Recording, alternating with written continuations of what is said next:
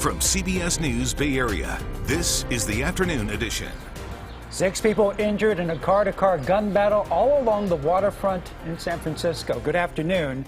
I'm Ryan Yamamoto. And I'm Elizabeth Cook. In just the past 90 minutes, San Francisco Supervisor Aaron Peskin told us he has heard an arrest has been made in this case and another person has been detained.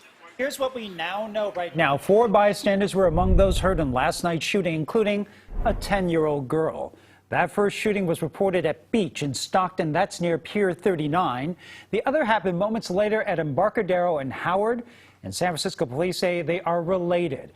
And the police chief called it a car-to-car shooting. Police say they found 2 people with what appear to be gunshot injuries near Fisherman's Wharf just before 7 p.m. They were rushed to the hospital. Several parked cars in the area had bullet holes in them. Then along the Embarcadero, one witness shared this video, what they described to be a young girl on the ground and officers tending to the victim. You can also see a black car in that video that crashed into the Muni Medium nearby. We spoke to one person who witnessed that violence. We were driving, we thought we heard fireworks. 2 cars are shooting at each other and then bullets flew through the windshield. I yelled at my sister to get on the ground. We jumped to the ground, opened the doors, went out the back. How are you feeling? It was a little bit scary. Life kind of flashed between my eyes. Thought about, Are you injured? I got glass in my arms. Well, so far, police have not confirmed any arrests or released any information about possible suspects. We'll stay on top of this story and bring you new developments as they come in. And it wasn't only here in the Bay Area. Across the country, multiple shootings were reported over the weekend. Several cities have been torn apart by gunfire, and at least 12 people have been killed since Friday. Elise Preston has more on the violent weekend. At a Juneteenth celebration in Willowbrook, Illinois, 1 dead, 22 injured. At a party in St. Louis, Missouri, 1 dead, 9 injured, all teenagers. All those attending will carry with them the scars, physical and mental, from the gun violence that tore into their lives. A music festival in Washington, a nightclub in Georgia, a house party in California. More than a dozen mass shootings, nearly 100 people injured. And that was just this weekend. Let me be clear. We will not tolerate such acts of violence in our community. So far this year, more than 800 children and teenagers have been killed by guns, which includes homicides and suicides. And it's part of a startling trend. Looking at CDC data, a new report this month by the Johns Hopkins Center for Gun Violence Solutions found 2021 set a record for the most deaths ever.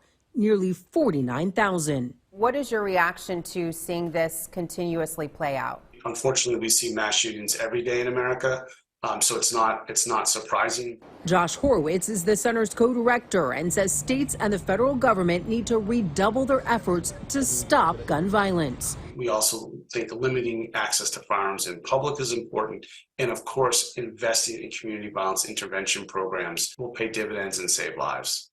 Well, last week, the CDC released a study showing homicide and suicides are now the leading cause of death for Americans ages 10 to 24 years old. In San Jose, police are investigating a possible stabbing on Bassett Street. This is near Guadalupe Parkway. Authorities say a man was taken to the hospital with life-threatening injuries. We haven't heard about a possible motive or if anyone has been taken into custody. President Joe Biden is expected to arrive here in the Bay Area in about 20 minutes. This is a live look at Moffett Field and Mountain View, where he will touch down. He's ramping up his re-election efforts this week with a 3-day visit here. This is video of the president boarding Marine One after leaving his home in Delaware earlier today.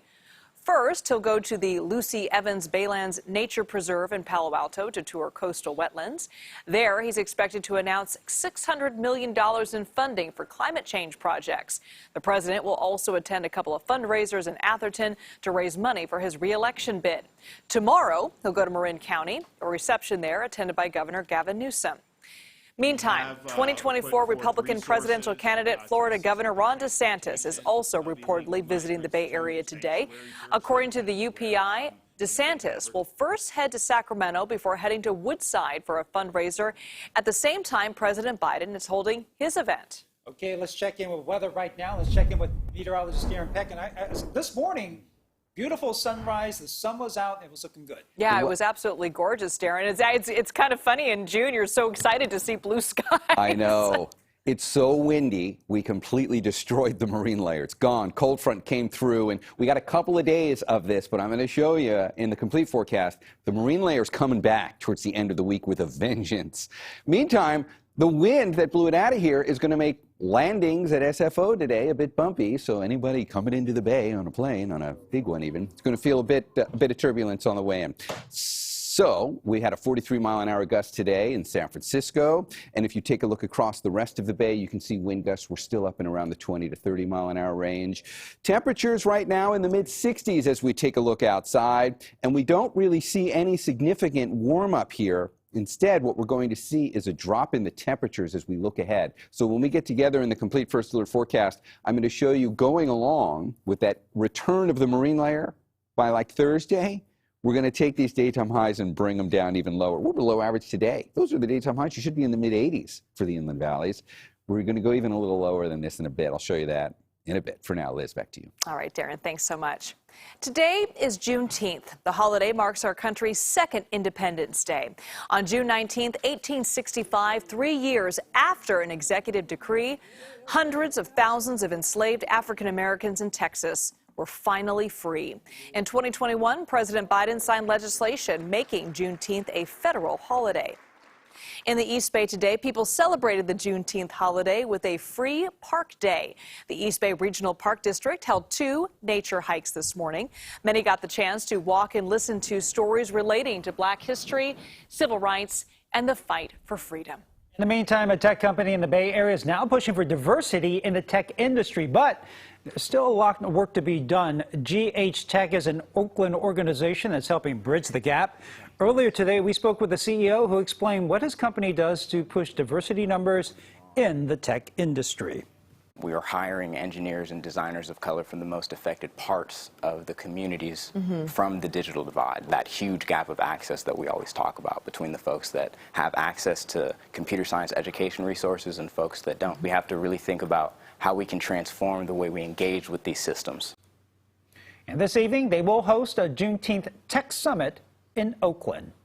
After more than 11 years with the Golden State Warriors, Draymond Green will reportedly enter free agency. The Athletic reports Green has declined the team's nearly $28 million player option for the upcoming season. The 33-year-old will now seek out other opportunities during the offseason. But Coach Steve Kerr has expressed interest in bringing Green back to the Warriors.